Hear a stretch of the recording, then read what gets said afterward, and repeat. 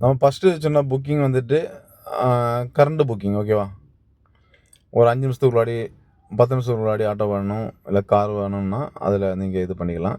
So 1 hour, 2 ஹவர்ஸுக்கு முன்னாடி அட்வான்ஸா நீங்க புக் பண்றீங்க அப்படின்னு சொன்னா, வண்டிய ரிசர்வ் பண்ணீங்க அப்படின்னா, இந்த ஆப்ஷன் அட்வான்ஸ் புக்கிங்னு ஒரு ஆப்ஷன் இருக்கும் அதில ஃப்ரண்ட்ல ஓகேவா? ஸோ அத கிளிக் பண்ணீங்க அப்படின்னா, அதுலயும் அந்த மாரி தான். ஆ ஆல்ரெடி சொன்ன மாரி தான் உங்க உங்க பிக்கப் லொகேஷன், ட்ராப் லொகேஷன் ஓகேவா? ஸோ அதுக்கப்புறம் பார்த்தீங்கன்னா, நீங்க ஒன் வேயா ஓகேவா? உங்கள ட்ராப் பண்ணா மட்டும் போதுமா?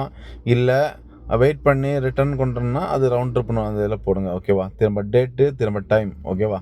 திரும்ப அதுக்கப்புறம் பார்த்தீங்கன்னா, டைப் ஆஃப் வெஹிக்கிள் ஆட்டோ நம்ம வச்சிருந்தாலும் அதுலேயும் 2, 3 டைப்ல வச்சிருப்போம் ஓகேவா? அது நீங்க பார்த்துடுங்க. என்ன டைப்ல உள்ள ஆட்டோ வேணும் அப்படிங்கிறது நீங்க இதில குடுத்தீங்க அப்படின்னா, ஸோ செலக்ட் பண்ணிட்டு திரும்ப கீழ பார்த்தீங்கன்னா, பேசஞ்சர் டீட்டெயில்ஸ் உங்கள கான்டாக்ட் பண்ணக்கூடிய உங்க ஃபோன் நம்பர் ப்ளஸ் உங்க நேம் ஓகேவா? அத குடுத்தீங்க அப்படின்னா, குடுத்துட்டு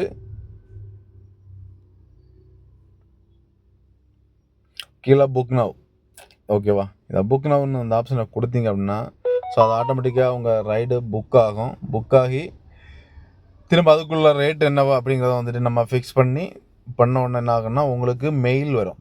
ஓகேவா? நீங்க ஆல்ரெடி ஒரு மெயில் குடுத்துருப்பீங்கல்ல, அந்த மெயில் வரும். நீங்க போகக்கூடிய ட்ராவலுக்கு இவ்வளோ ரூபா என்ன அப்படிங்கிற டீட்டெயில்ஸ் அதில உங்களுக்கு கிடைக்கும்.